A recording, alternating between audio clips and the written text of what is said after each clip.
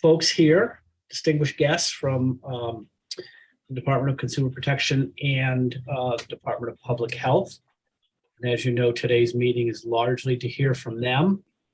And the first part of it will really deal with, currently the Department of Consumer Protection regulates the home care industry, and they're going to kind of talk about what they see and complaints that they get and issues that come up in that process. And then I believe our friends from Public Health will try to provide a little more perspective on just what other states do in regulating their home care industry. So without further ado, Leslie, I'll turn it over to you. I know Pam's on. Hi, Pam. Nice to see you. I'm attempting to share my screen now. Let's hope this all works. Let's see.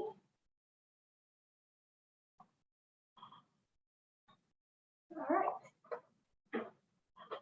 I think that works. Does everyone see the screen?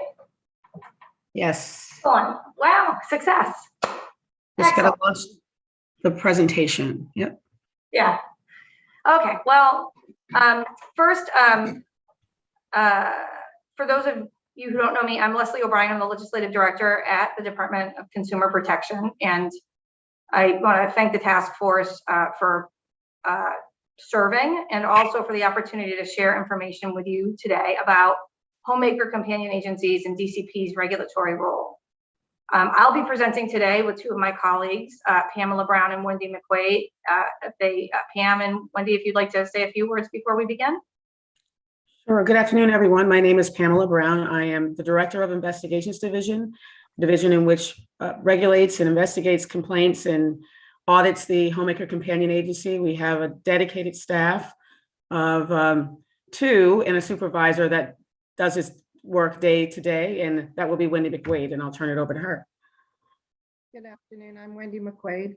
I represent the state of Connecticut, the Department of Consumer Protection Investigations Division, and I'm the supervisor. As Pamela said, I'm in charge of the 2 special investigators that handle the compliance and enforcement of the Homemaker Companion Agencies for the state of Connecticut. Thank you, it's nice to be here. Also, please know that we will be happy to answer any questions that you have at the end of our presentation. Okay, so I am. So first, there's a lot of confusion about home care in Connecticut, about the different services available for those who need some form of assistance to continue to live in their homes. I mean, there's just, what is home care? Well, the home care industry actually doesn't just involve homemaker companion agencies. There is also home health care regulated by the Department of Public Health. And so I just want to make that very clear distinction, because all of home care is not regulated by DCP. And in fact, there's so much confusion. Consumers are confused. We even have confusion with a lot of the homemaker companion agencies about what their scope is and isn't. The confusion even involves, what it means to be an employee in this industry. State statutes, however, are very clear. And so homemaker companion agencies are defined in state statutes as any public or private organization that employs 1 or more persons and is engaged in the business of providing companion services or homemaker services. And homemaker services and companion services are also defined.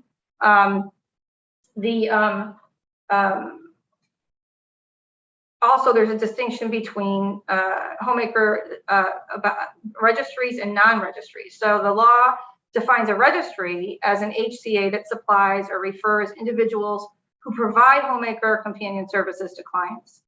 The clients are responsible for wages and taxes or for providing tax documentation to independent contractors. The law also defines employees as any person employed by or who enters into a contract to perform services for a homemaker companion agency. And so that's important because, in the traditional sense, we often think of employees as people employed by an entity where the entity is paying their tax, paying employment taxes and doing all of those things in that traditional sense. But in this instance, the statute actually includes in the definition of employees of HCAs, independent contractors, for example, people who are, or people who are paid directly by clients.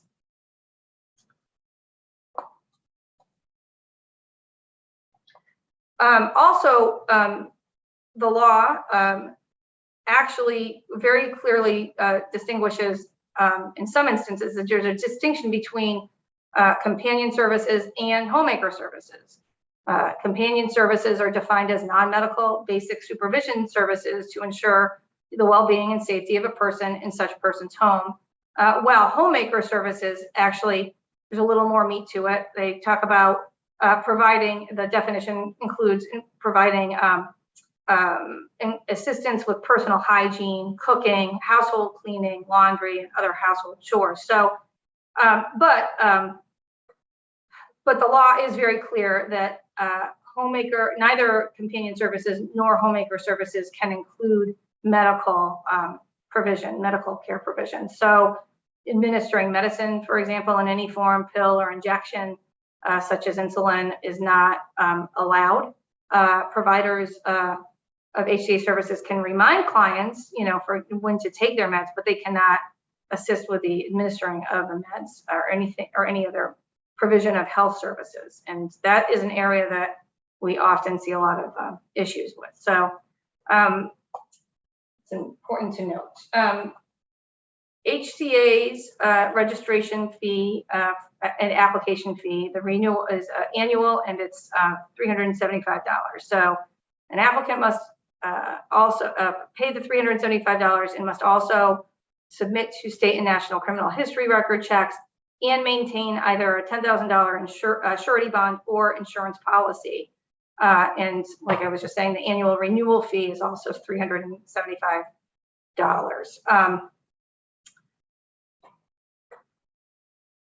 It's important to note here also that this registration is only required for businesses and not individuals who are employed by HCAs. Like I talked about before, that distinction of what an employee is under the statute is, someone who is also, sent, into a home, but not as the employee of the traditional employee of an agency, but someone who will then go and work for, a client directly. Even in those instances, the registration for those folks is not required, just for the registry or the non-registry agency.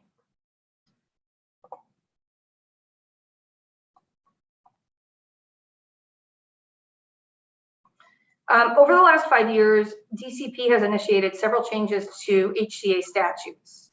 Until the 2021 legislative session, the law required, for example, that HCAs run comprehensive background checks on prospective employees.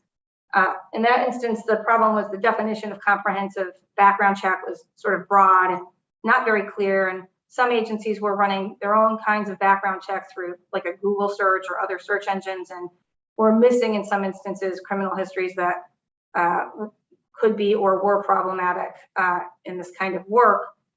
So we requested that the law be tightened up, and that passed in 2021. And now HCAs must conduct state and national background checks for prospective employees. So that's a little tighter, a little clearer.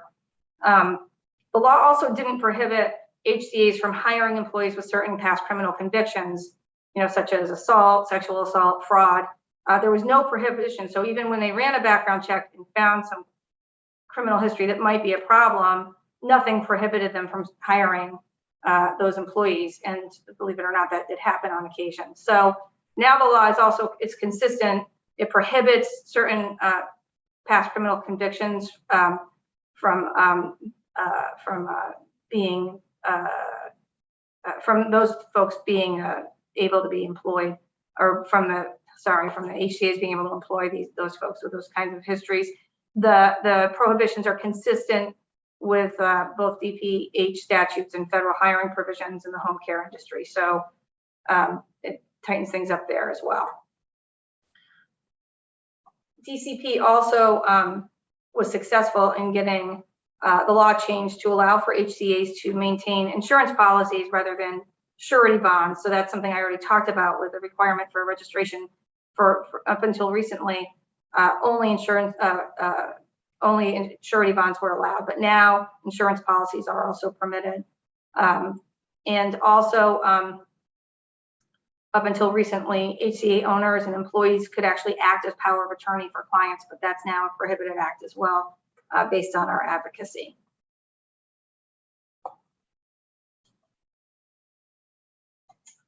There are also other proposals that were enacted based on advocacy efforts of others.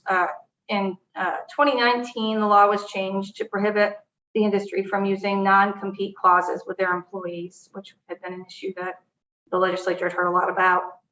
After that change, some HCAs began to include no hire clauses in their contracts with clients, so that these provisions allowed HCAs to assess fines on clients who directly hired their workers after those workers had been, in the traditional sense, employees of agencies. That practice is now prohibited based on a change made during the 2022 legislative session.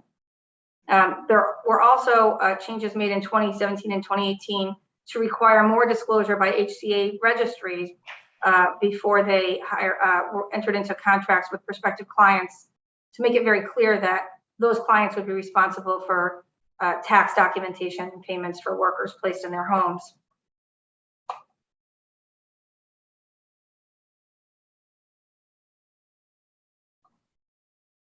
Sorry, I didn't realize I wasn't on the right slide. Sorry about that.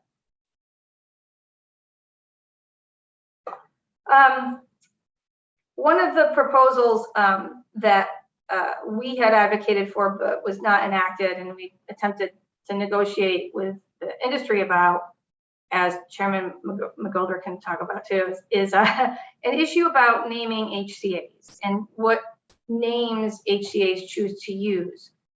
We see sometimes HCAs that would like to use names that include the terminology like dementia care or assisted living or nursing care, which is prohibited by law for them to provide those kind of services. So there's been a challenge with ensuring that agencies use names that don't suggest that they can provide health-related services.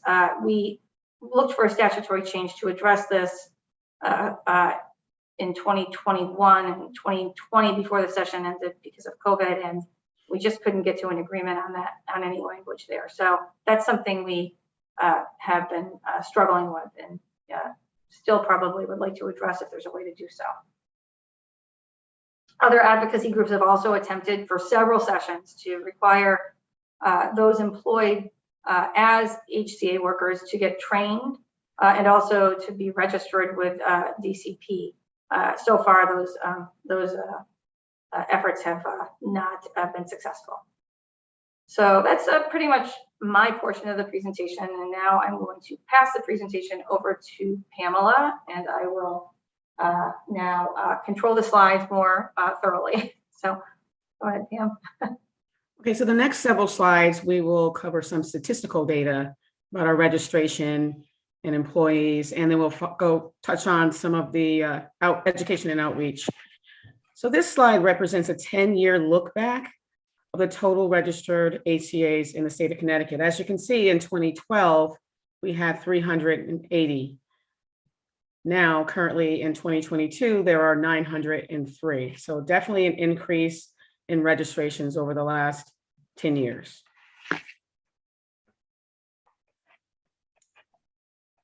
This slide illustrates the registrations broken down by registry services and non-registry services. So you'll see we have more non-registry homemaker companion agency registrations than we do those who just solely work with registries. And combined, totaling up to the 903, we also see that we have a lot of employees here. 3,591 represents the employees. We started capturing this data back in 2018, I believe, which is submitted upon renewal, and that has nearly doubled. The size of the agencies We have from 1 to 9 employees, 432, 50 to 100 employees, we have 100, and more than 100 employees, 89.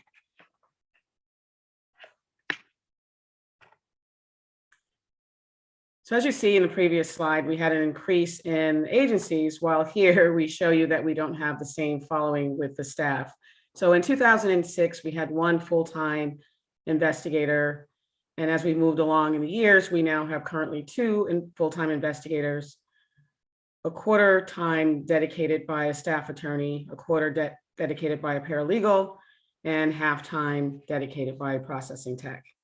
So we definitely could probably, as a director, could say that we could create an entire unit on its own just to handle these cases. So in 2022, earlier this year, we did a consumer education outreach. Our target was really the underserved communities or the non-English speaking communities, to educate them on how to hire homemaker companion agencies, letting them know what's available and also what they're entitled to through the services that they receive. So we did billboards, print media, DCP websites, our social media sites, as well as non-English speaking newspapers. And this information is available on our website at portal.ct.gov/HCA, and it is available in 6 languages.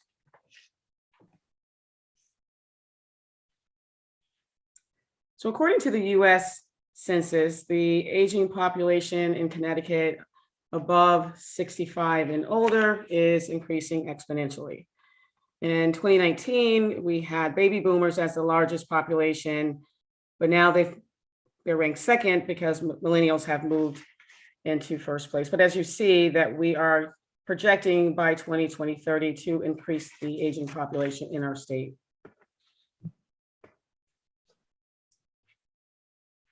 Further, this slide illustrates that Connecticut's aging population is projected to grow, and it looks like more than any other state or as a nation as a whole, that the population of age 65 and older will grow in the state of Connecticut.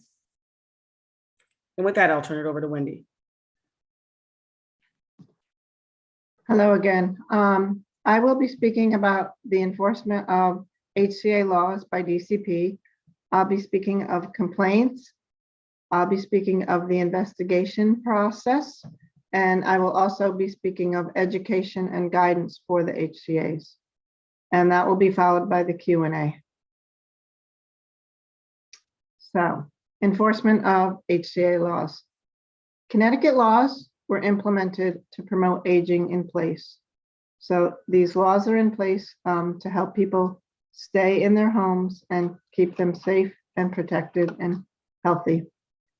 Currently, the HCAs here in Connecticut, they do provide services to tens of thousands of Connecticut's most vulnerable residents. So with that in mind, we want to keep in mind that the population that is served by the HCA is very, very vulnerable and in need of the support that we provide to ensure their safety. The majority of the complaints that we receive are primarily about the business conduct, such as billing issues and service agreement issues, rather than health and safety. Examples include billing disputes, business practices, failure of the HCA to properly vet the caregivers, which include criminal background, a failure to ensure a complete and comprehensive criminal background check as mandated by law. Also, the advertisement by the HCAs of providing health services, as we spoke of, such as memory care, Alzheimer's care, nursing services. This is a problem in the advertising, that they advertise services that they cannot and should not provide by law. Also, another area of complaint is fraud. Vulnerable victims being perpetrated by fraud such as theft, credit cards, theft, etc., and also neglect. Some complaints arise from neglect of the client by the caregiver. So our enforcement is focusing on the public health and the safety while ensuring stability in the marketplace for the provisions of the HCA services that the clients and the families rely on. I mean, many of these folks, this is their lifeline. It really is. And so it's so important that the caregivers in place are properly vetted and supervised by the agencies. Almost all of our enforcement involves the private payer market. Those are the complaints that we receive. Like I said, billing issues are a big one.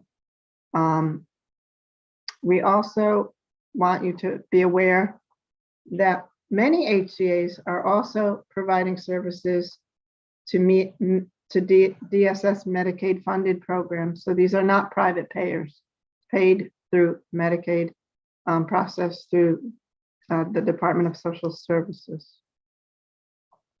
My next slide, I'll talk about complaints.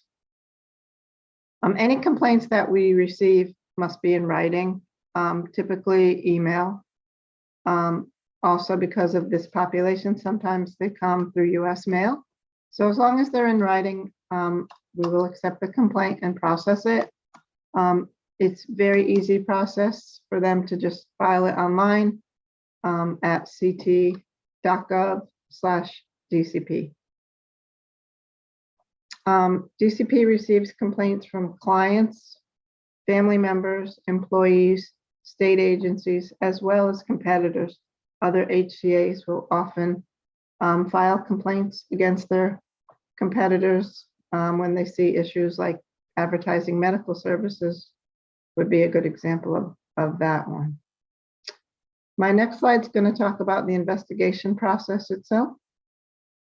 So if you take a look at this flow chart very carefully, you can see the process illustrated fully for you. We receive the complaints and I review the complaints and I will assign them to one of my 2 special investigators to investigate.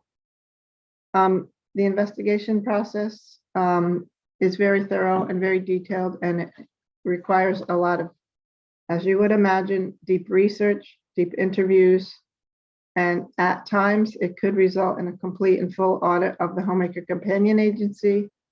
Let it be known that not every complaint is going to result in an audit, but when we see problems, we're obviously going to address them, and many, many times that will require a full audit of the agency.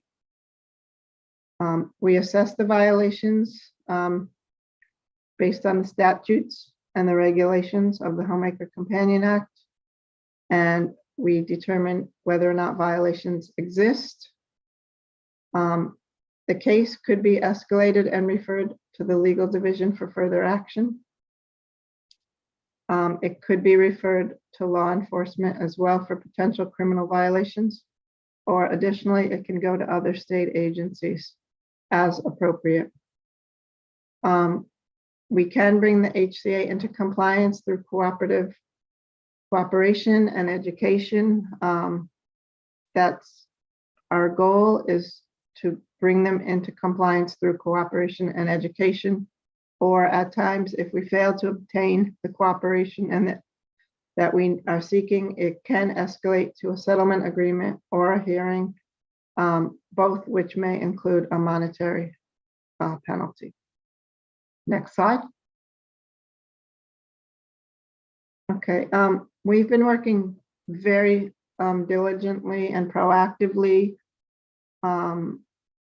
to, I would say, reduce these complaints and reduce these problems at the start through education and compliance for the HCAs, which obviously it's a win-win for everybody, the agency, the business owner, their employees, the caregivers, the clients and their families and their support system. So we work with the HCA Trade Association and other stakeholders to educate and to provide guidance about the law. So they can comply with the law when they know the law. So that's first and foremost.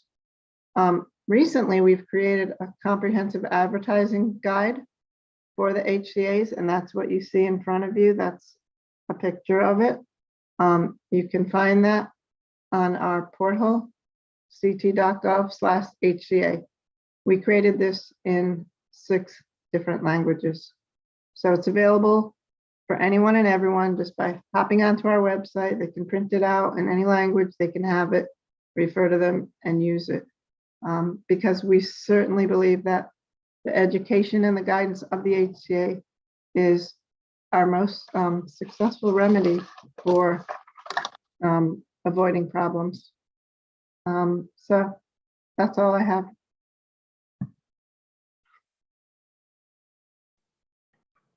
We are happy to take any questions. We expect questions, and we are happy to answer them. Thanks. Well, thank you, guys. Yeah, does anyone, you can raise your hand if anyone has a question. If not, maybe I'll just start with a question. At the outset, you identified some of the budget constraints that have you guys have been dealing with. What do you think the greatest negative impact of the budget constraint is? Is it an ability to kind of look into some of these complaints? I think they said it was 21 complaints since 2021. What do you guys see as the impact of the budget constraints? And I guess what would you do with additional funding? Well, I'll just jump in first and say it's 49 complaints since January of 2001 at first. And then I think the issue is that, historically what's happened here is DCP, this registry requirement for HCAs was created in statute in 2006 and implemented, I think, in 2008. And the point is that when it happened, I don't think the legislature anticipated the growth, this rapid growth in this industry. And at the same time, obviously, we had severe budget challenges during many of those years. So it made it challenging to sort of start this regulatory framework up and as everything grew so quickly with just one full-time investigator. And for most of the time the DCP is regulated HCAs, that's what we've had. Luckily, another full-time investigator was added through the budget a couple of years ago, which was helpful. But that's the industry has grown so much, and additional investigatory resources are helpful, and more would probably be helpful at some point as well. I don't know exactly at this point what we need, but the fact that we now have 2 is a major improvement. But we didn't for most of the time. And I would echo that. As the director of the division, we have 2, as Leslie stated, and we stated in the presentation, investigators dedicated to this work. However, in the graph we have seen earlier is that the numbers have almost tripled. And keep in mind that when we have the 2 investigators, they're looking at or try to look as many of the 903 registered HCAs as possible, but they cover the entire state. And when they're doing audit as a result of a complaint or a random audit, they're spending significant time in that business, maybe 4 hours, it could be a day or 2. So definitely staffing. And Pam, I think you mentioned that safety concerns are kind of a minority of the complaints you guys have been getting. Do those receive a higher priority? Are they considered kind of more serious offenses when you're looking at those? Well, Wendy, would you like to answer that? That was a part of your presentation. Sure. Of course, the safety would be the first and foremost. Oftentimes, we do get complaints received from protective services from the elderly, and obviously those are escalated to ensure that the client is safe as possible. And we would obviously look into that right away and contact, the agency to make sure that the client is safe and possible, and perhaps with a different caregiver. And then we also work with public health on those two. So we don't enforce quality of care, but we address these complaints immediately because of the safety is first and foremost of the client. Do you feel that there's any limitations, like from a legislative perspective, on your guys' ability to, to do what you'd like to do from a compliance and regulatory standpoint? Is there anything that would give you more authority to deal with, bad behavior? Or is the regulation as it is written pretty clear on what your authority level is? Pam, do you want me to start with that? Sure, if you like. So a couple of things. I think one of the challenges is that we don't, and this would require a tremendous amount of resources as well. So I say this without knowing that that's the case too, but we don't have the ability.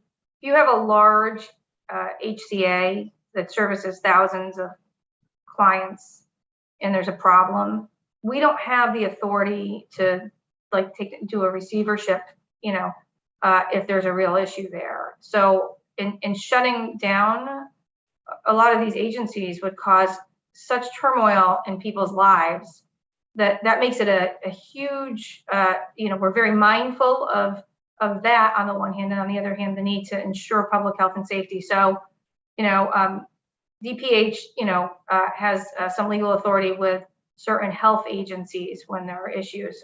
They have receivership authority. I can't remember, Jill, you can speak to that maybe if you want to, when that's the case and when that isn't. But that's an issue. That's a challenge. We are lucky at this point that nothing has become that serious. But should it, we would have to, we could be really putting a lot of families in a huge bind if we ever have to resort to that. I don't know if you want to add anything to that, Pam.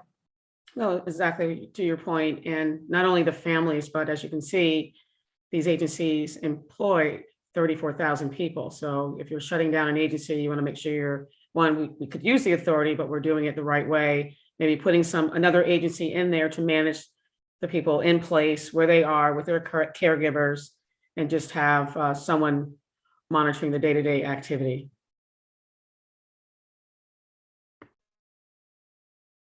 Thank you. Any other questions for the folks from DCP while we have them? I think Sheldon had his hand up. Oh yeah, Sheldon. Yeah, hi. Thank you. So thanks for the presentation. Couple of questions on the complaints. 49 complaints since January 2021. To me, given the stats you presented on the large number of agencies and employees providing these services, seems, I could be wrong, but seems kind of small.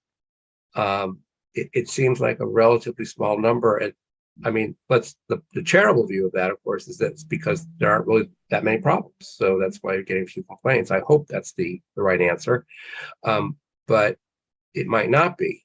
And first question is, how well known is this complaint process? Because what I've seen is that with various state agencies, it really varies how well it is advertised, and that makes the difference. How prevalent, like, some agencies put that on every single notice. It says right there, if you've got a complaint with any of these things, with any of these kinds of services, contact this number. So that was the first question: is how it's advertised. Is that not a problem? Meaning that people just won't know about it, so that's why the numbers are small. And the other questions were about just trying to, I heard somewhat different perceptions on whether you need more staff now, whether you need, more than 2 investigators right now. And so I wanted to ask to try to get at that.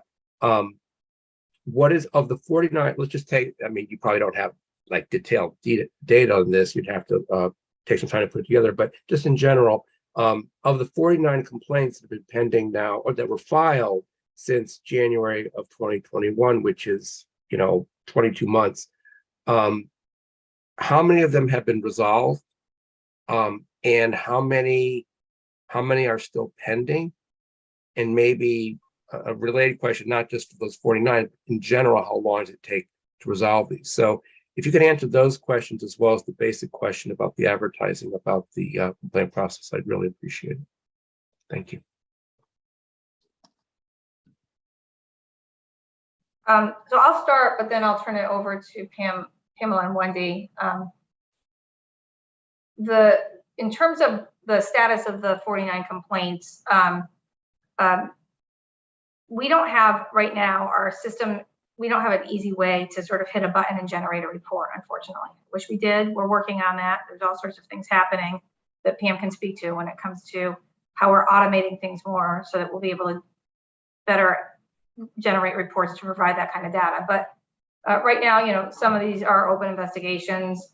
Some are closed and the complaints were unsubstantiated. Some were successfully mediated, and some resulted in settlement agreements to bring the respondent into compliance. But we can provide you, we literally have to go into each complaint and pull that out and write a manual report to do that right now based on the way the system has been programmed in the past. But again, it's something that has been a work in progress. But so we can do that and provide that information after. Sorry, we don't have it now, but that's something we're happy to provide as soon as possible. It's just someone has to manually go into each file to do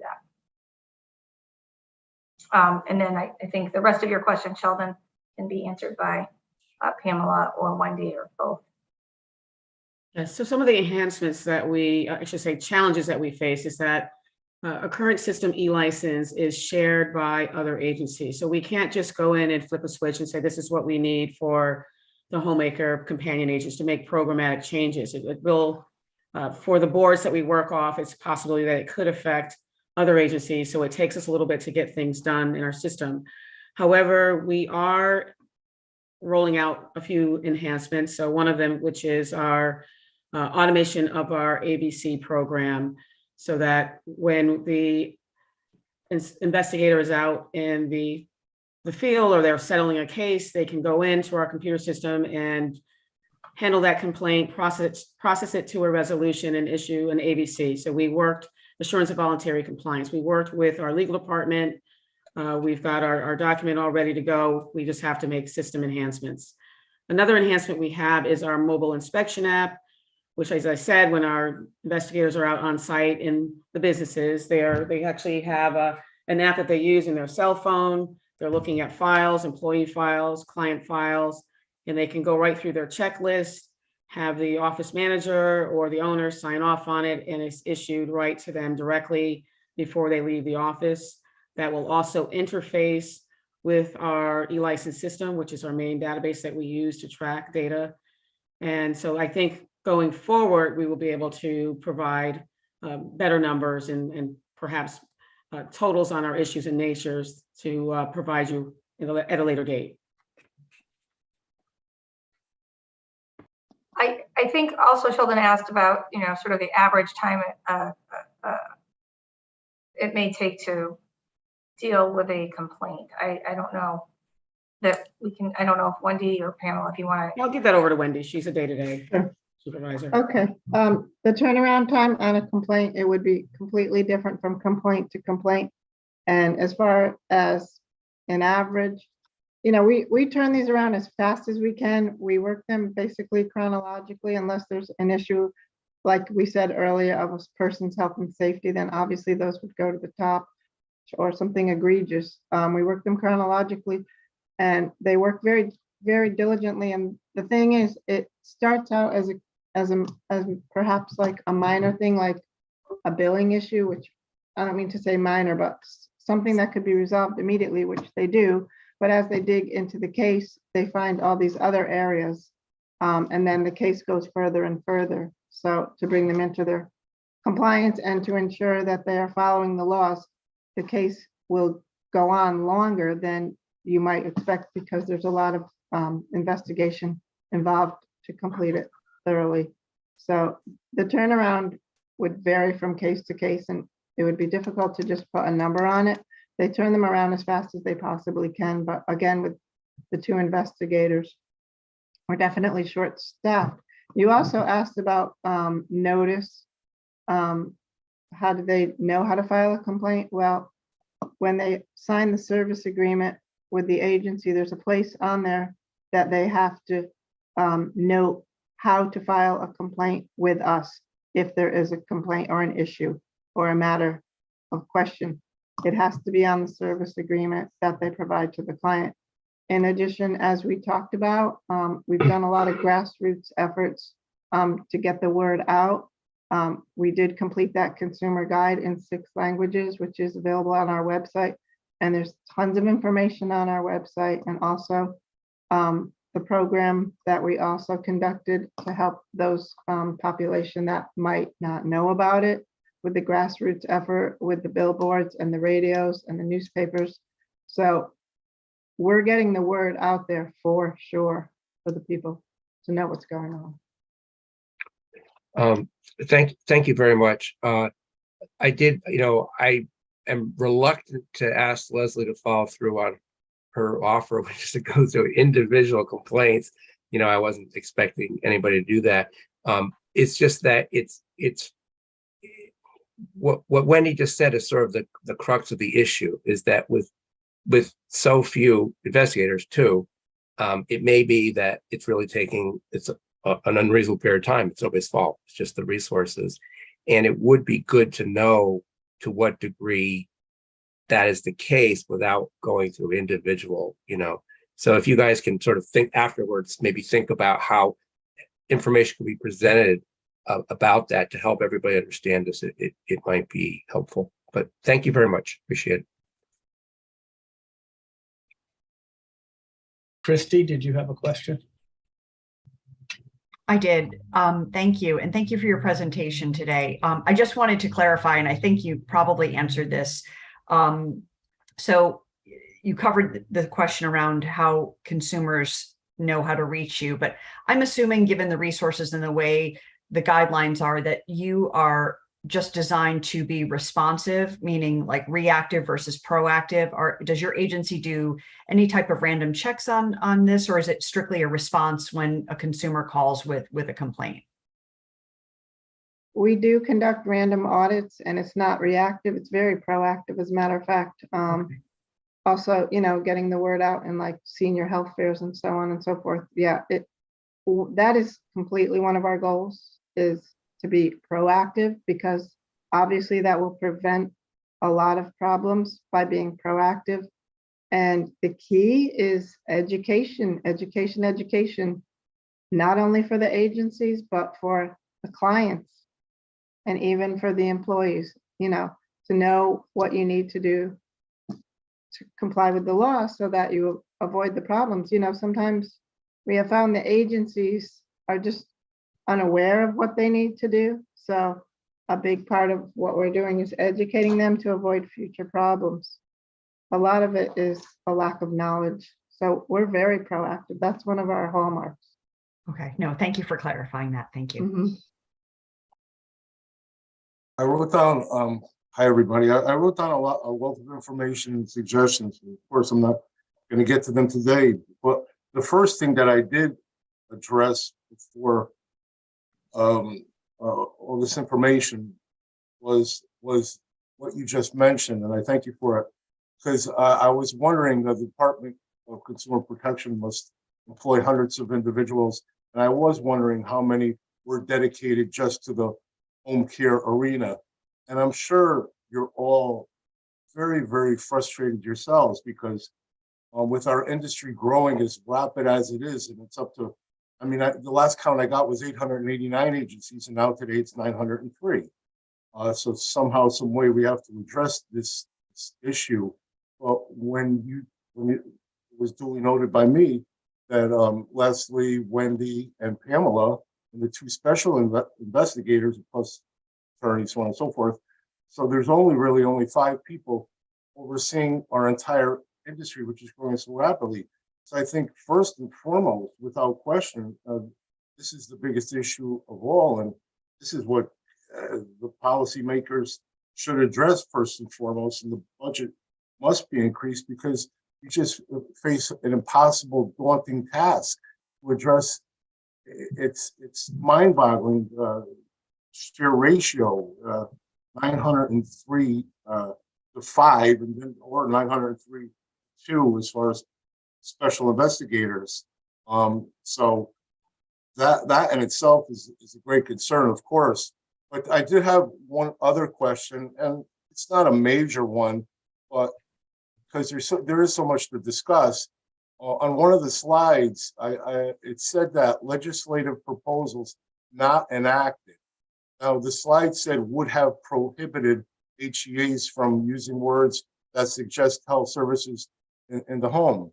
Shouldn't prohibitive have been allowed instead of prohibited, because it is prohibited now? No, I can just clarify that. Right now, the provision of health services is prohibited. And so, Right. period. We thought, because there were some HCAs that, regardless of that prohibition, were using in their names words that suggested the provision of health services, even though it's prohibited. So when we were we asked for language to tighten things up even more, to clarify that the use of words that suggest the provision of health services are prohibited in the names of HCAs, because they can't provide the health services. So they shouldn't be able to use words that suggest they can. So we're still dealing with this, and Pamela and Wendy can speak to the fact that we still address that, but it would be, we just thought it would be good to also make it very clear in the statutes that even the name should not suggest the provision of something that is prohibited by law. I The understand. thing is, we don't want to mislead a consumer into thinking that he or she would get services that we are not allowed to provide to them under the guidance of an HCA under DCP. In other words, we don't want a consumer to think he's going to get a nurse that's going to take care of him. That's not going to happen. Or, Alzheimer's care. That's not what this enables a caregiver to provide. It's, again, simply the homemaker and the companion services. Nothing medical can be provided. That's another credential with public health. So we don't want misleading and deceptive advertising in the marketplace. And we want to make sure that clients are sure of what exactly they are going to receive under this credential. And also, if you think about it, it's, protection for the agency itself too, that, you're only providing what you can provide under this credential. If you want to provide more, then you would need to go to public health and get a different credential to be a home health aide, for example. Then you can do that. But yeah, that is what we're working toward. Yeah, thanks.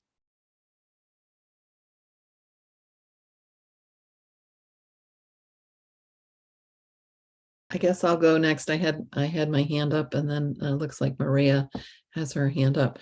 And I apologize, Wendy. I think I may have missed what you said when you talked about most of the complaints are related to business, not to health and safety. Did you give examples of what kinds of complaints about business? Yeah. Yeah. And also some sense of, when you say most, is that like, 51% or 99%, or, what is your sense in that regard? Right. Okay. So when I say like business conduct, so the consumer's complaints are typically, I would say more than 50, less than 90%. I couldn't give you a number without counting, which I can't do right now anyway.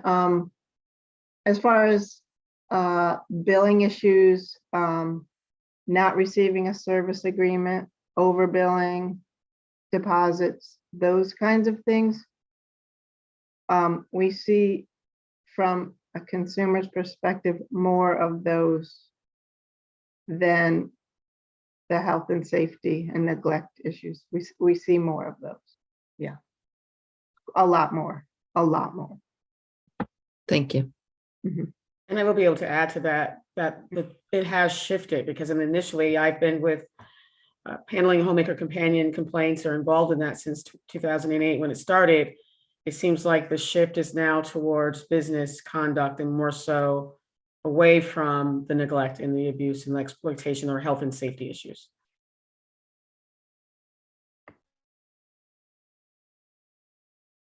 Thank you. I'll just jump in with a quick question, which was very similar to Ann's, really, which is from DCP's perspective.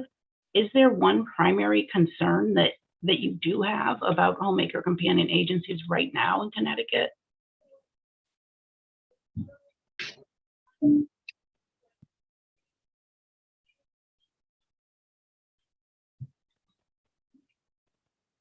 Were you able to hear me? Okay. All right. Yeah. I would just say this, I think, and it's why we were very happy when this task force was, when the language to pass this, create this task force passed during the last session. The confusion about the spectrum of services provided under the home care umbrella is probably, and I don't know if Pam and Wendy, if you would agree, but it's a huge issue, and it's only going to continue to grow as the aging population in our state does. And the fact that it's so chopped up, and we have homemaker companion agencies, and DPH has home health agencies, and by the way, then there's this overlay of Medicaid clients where DSS is involved. It is extremely confusing. It's confusing for people who work for the state. So think about how confusing it is for consumers. It's confusing for a lot of the agencies, which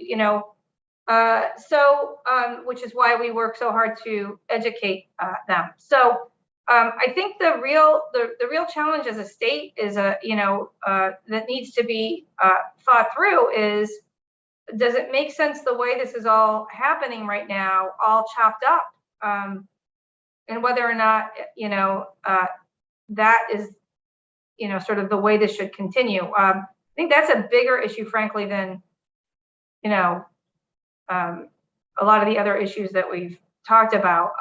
Not that those other issues aren't really important, but it's just sort of the vision of how this should work moving forward as more and more people age, and and there's an emphasis on aging in place.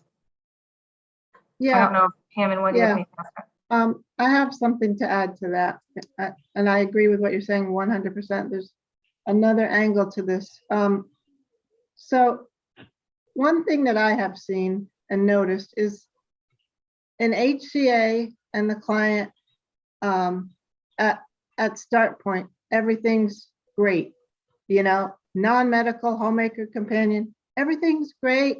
They develop a great rapport with the client.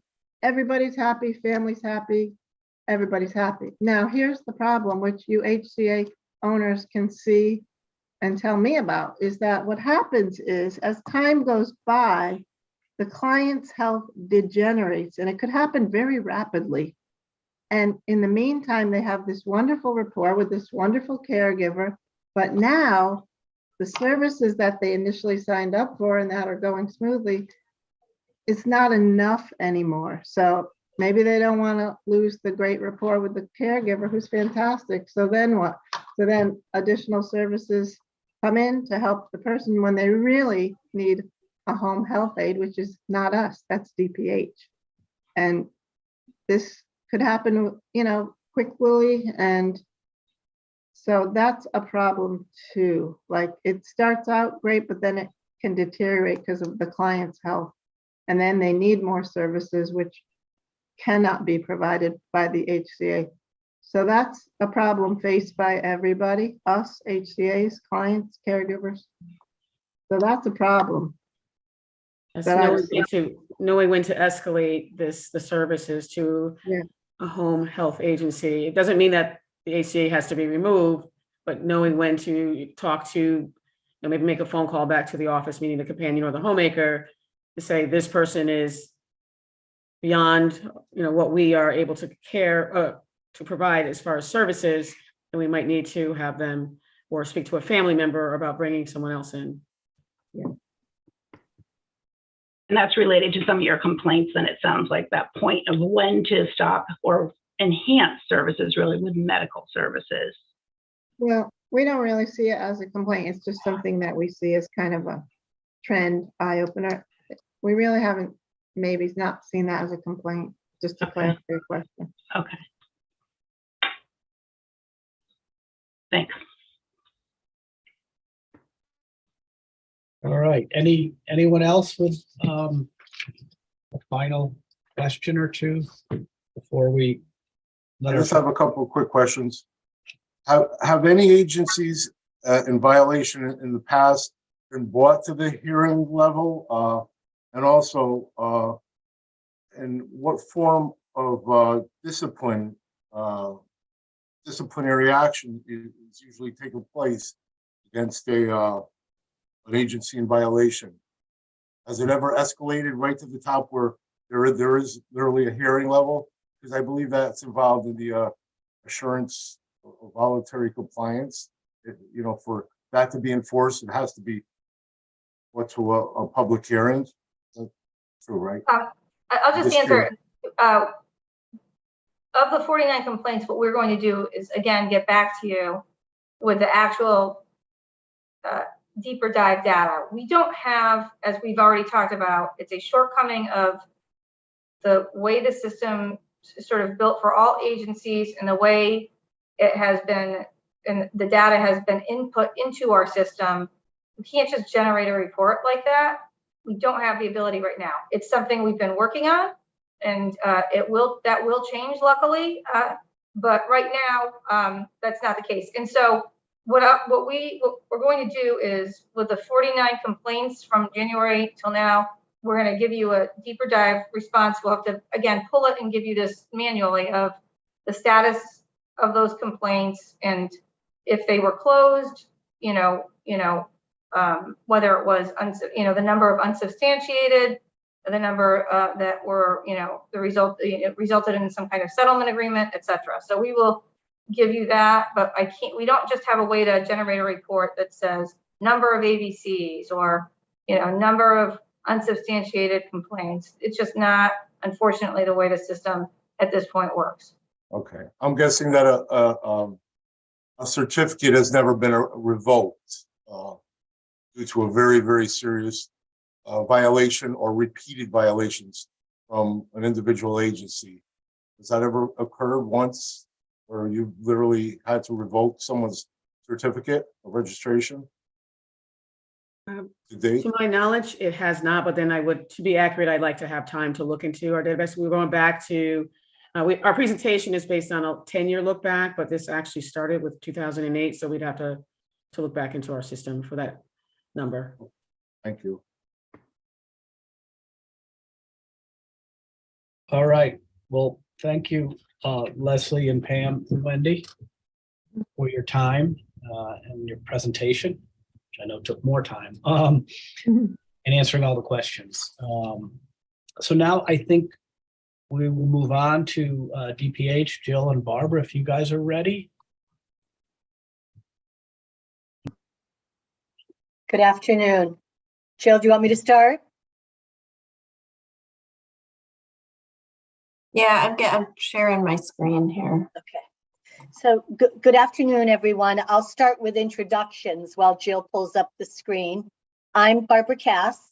I am the retired branch chief of healthcare quality and safety. I said that really quick, didn't I?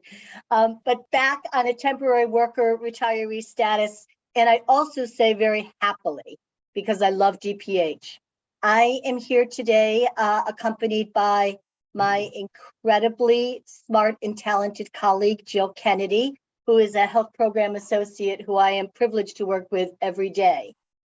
We have oversight in the healthcare quality and safety branch, 4 sections.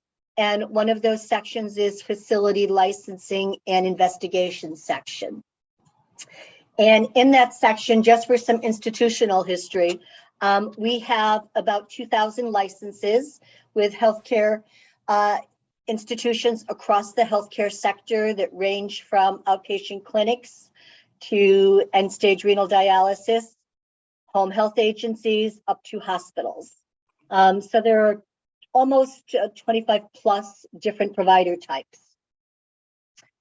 We are going to start out our presentation with just very factual information and statutory language that does define and give us scope in FLIS, as we refer to the facility licensing and investigation section, regarding home healthcare agencies, home health aid agencies, home health aid services, and in that continuum of care is hospice agencies. So starting out with home healthcare agencies, they are public or private organizations. They do provide services that are available 24 hours a day in the patient's home or a substantially equivalent environment. So we could see home health care services being provided in an assisted living or in a continuing community, a residential community, or in a residential care home. Assisted living services is a little bit different. I won't complicate our presentation for today. And they do provide home health aid services, physical therapy, speech therapy, the whole continuum of allied health, and it does include medical social services. The agency does provide professional nursing services, and we refer to it at DPH as nursing plus one. That's how we define a home health care agency. So if they have at the very root professional nursing services and then one additional service, such as I previously mentioned, the allied health services or medical social services, then they qualify as a home health care agency. Home health aid agencies are public or private organizations, and they provide, again, in the patient's home or substantially equivalent environment supportive care. And it is not limited to assistance with all activities of daily living. It can include incidental household tasks that are essential for that individual and family management supportive services. And key to this is that it's provided under the supervision of a registered nurse. And again, the services will be provided by a social worker or an allied health person from the healthcare sector. And then healthcare, home health aid services is defined as you see. And hospice agency, again, is services that are provided to individuals that are at their end of life or terminally ill patients. Thank you, Jill.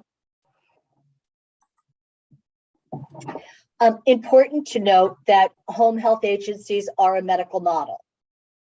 They do provide services that support individuals with services that will hopefully, with the end goal of keeping them in the least restrictive environment, which is in this case is their home. An example is assistance with grooming, bathing, and medication management or management of their disease process.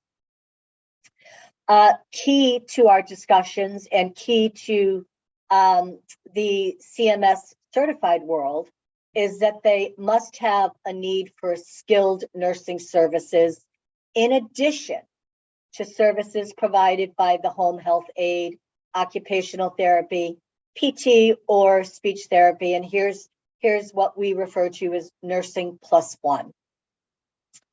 Home health care agencies are licensed by the Department of Public Health, and they are also certified by the Centers for Medicare and Medicaid Services.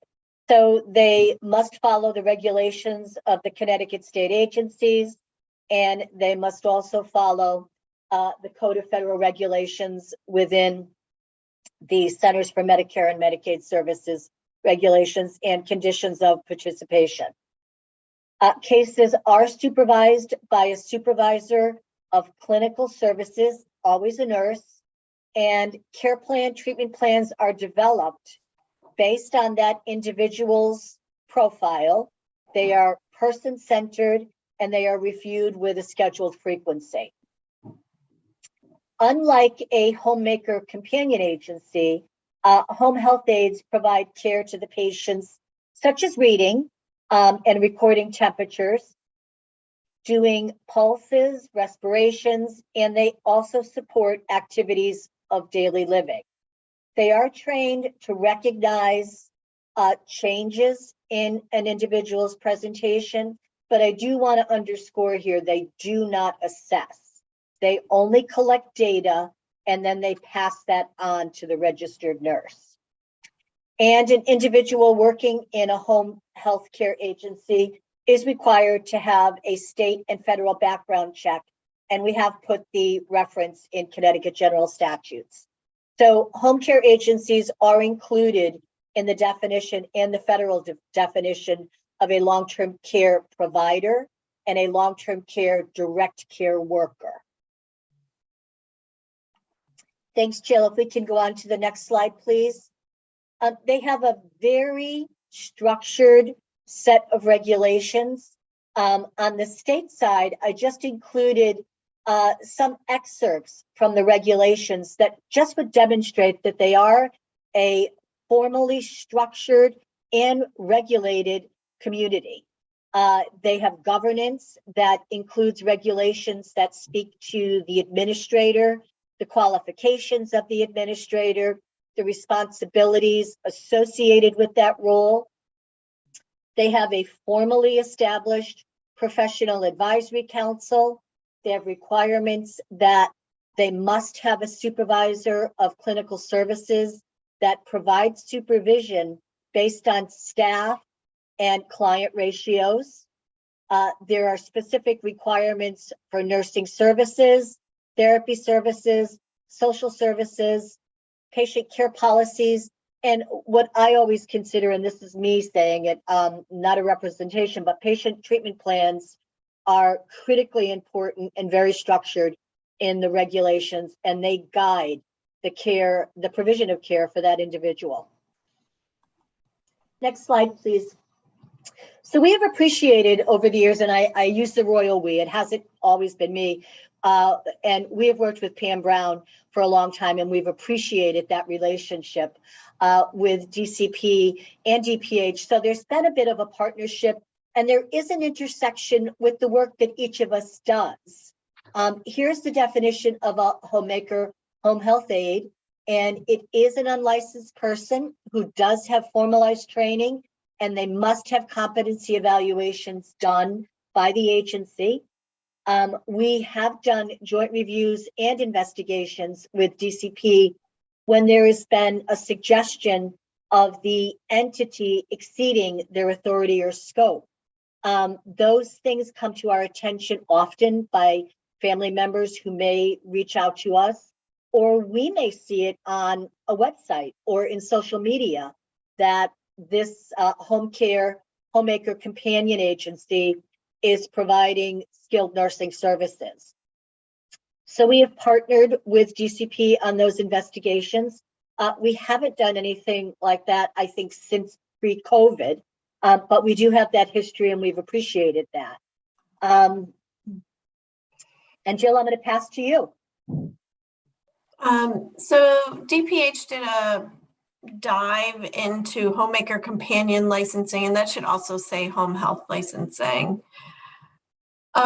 We found out there are 14 states that do not have oversight over homemaker companion agencies or home health agencies, and Massachusetts and Vermont are included on this. Of the states that do not require a license, part of their regulations require them to be in compliance with the CMS conditions of participation. So those are a minimum set of rules for these type of facilities. And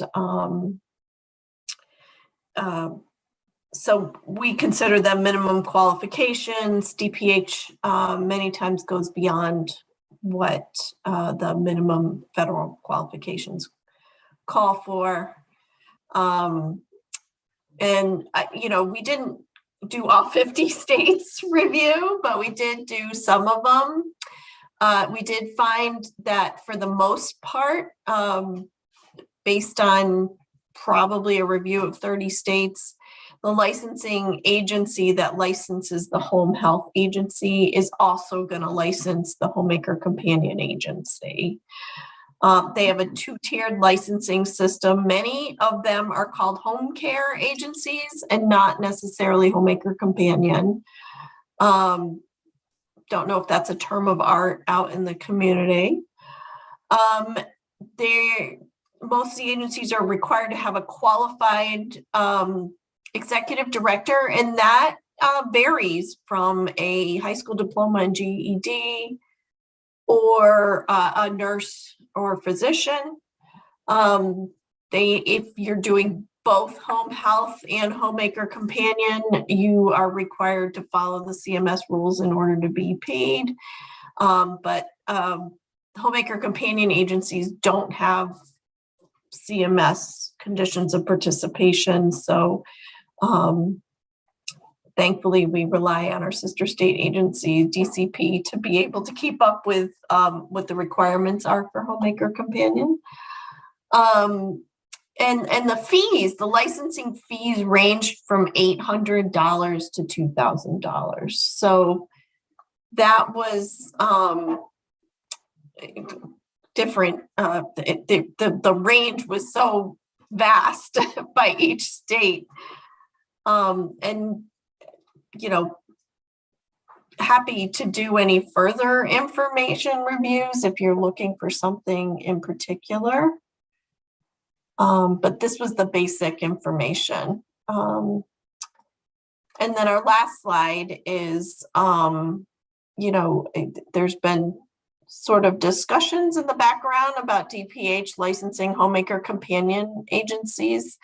With all the state retirements this year, our FLIS staff has experienced a 48% reduction in staff due to retirements.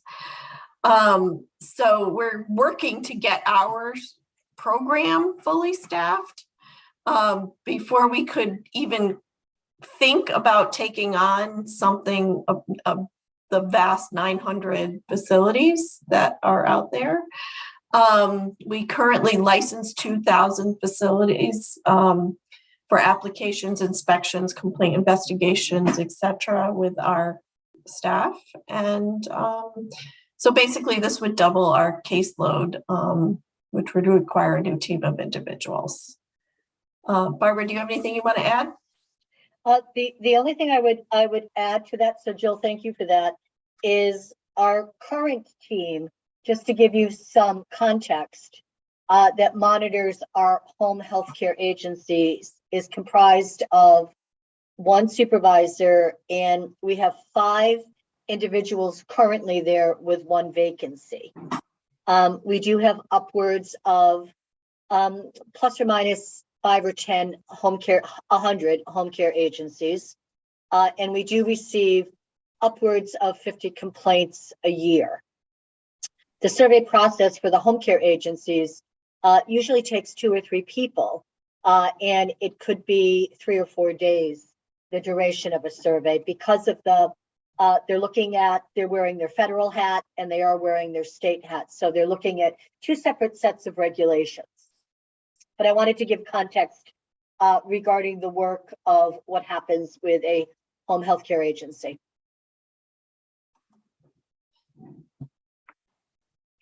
Thanks, Jill. Thank you. All right, thank you, ladies.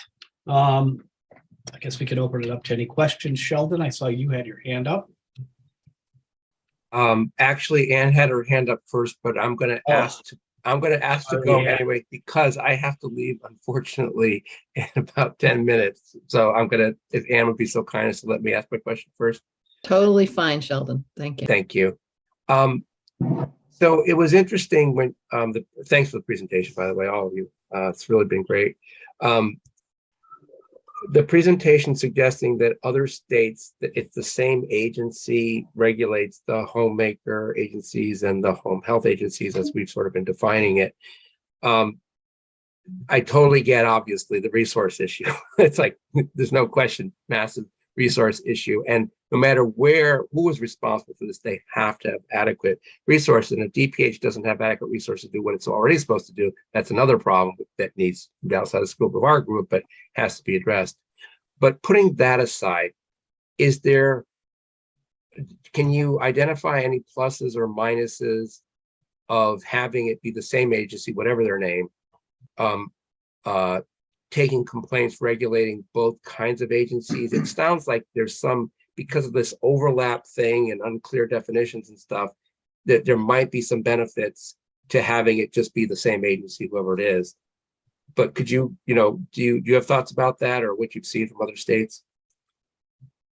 I would say for consistency purposes, less confusion as to what your scope of services that you can provide, that one agency could help you, rather than coming to one agency and having them send you to another agency. Barbara, do you have anything?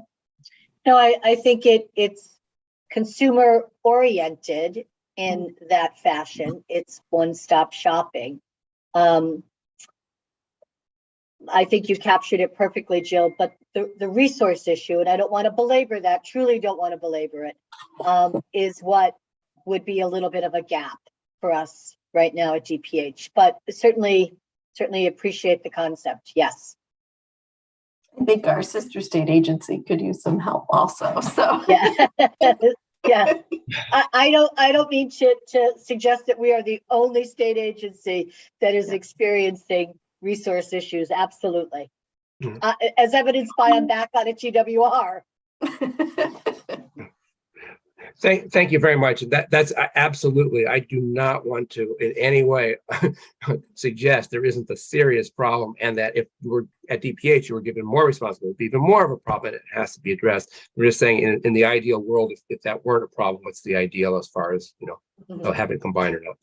Thank you very much. Thank you. So I have a few questions, but first I did want to ask, we're being asked if the presentations will be available afterwards. So if both agencies could send their presentations to Cameron, he can post them on the website. That would be helpful. These are both really helpful presentations. I was struck by the number of complaints that you receive for home health care agencies. And I'm wondering if you have a sense, the way DCP did, about whether there are complaints that are coming to you that are about business processes as well as health and safety, or are they all health and safety related? I would say this, Anne, that there are some regarding business processes, but that's a small number. Without going in and looking and analyzing the allegations, they're typically focused on something went wrong with the treatment plan. So they really are focused, they have a medical focus, and the range could be any, when I look back over the last couple of years, and certainly COVID was not good to any of us. The number increased a little bit with COVID. So the range has been anywhere from 30 complaints a year to about 50 complaints a year. And in some of those cases, I heard there were questions about enforcement, disciplinary action that can be taken. And we are fortunate in that we have the CMS regulations as well. And we also have our state regulations, and Connecticut general statutes gives us some enforcement ability or disciplinary action that we can take. So in some of those cases, we have had to take some significant actions because there were significant concerns with quality and safe care. Okay, so where does a consumer go if they're a client of a home healthcare agency and they're overbilled and they say, look, you said you were going to charge me this much an hour and you're charging me, 3 times that, or these are charges that I'm not responsible for. That's not DPH, but I'm assuming that on the Homemaker Companion side, those are the kinds of complaints that they're getting, I'm guessing. And so what happens to home healthcare clients that have those kinds of complaints? So we sometimes get those complaints. We might look at it while we were out on survey to see what the billing practices were like. We also, depending on the situation, the individualized situation, we might make a referral to the healthcare advocate's office or to the Department of Insurance. Yes. We might make a referral to Consumer Protection. So we will refer when it doesn't stay or when we are not the authority with jurisdiction. Okay. I think I'll stop there and see if other folks have questions.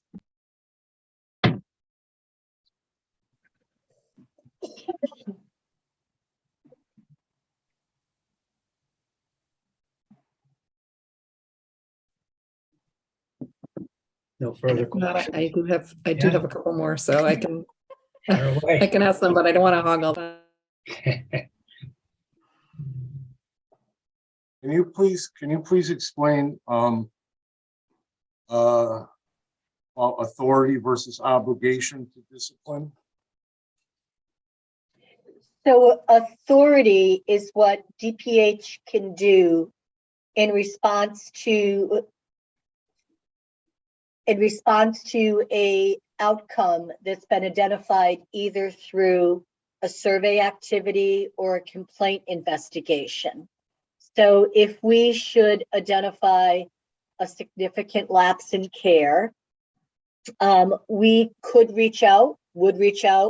CMS will, so that the entity would receive 2 different notices of noncompliance.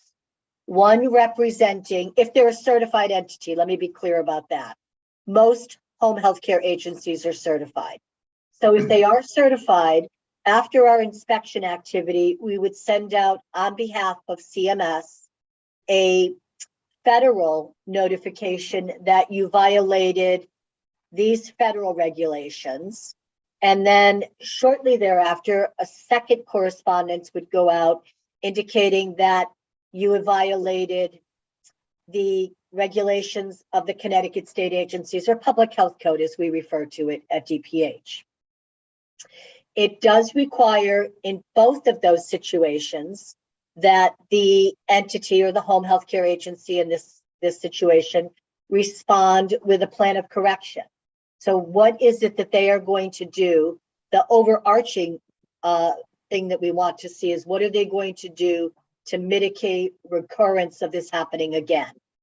What are they doing in terms of auditing to make sure it doesn't happen again? And what did they do for the individual or individuals that were affected to make it right, to correct the issue with noncompliance? So we receive those plans of corrections.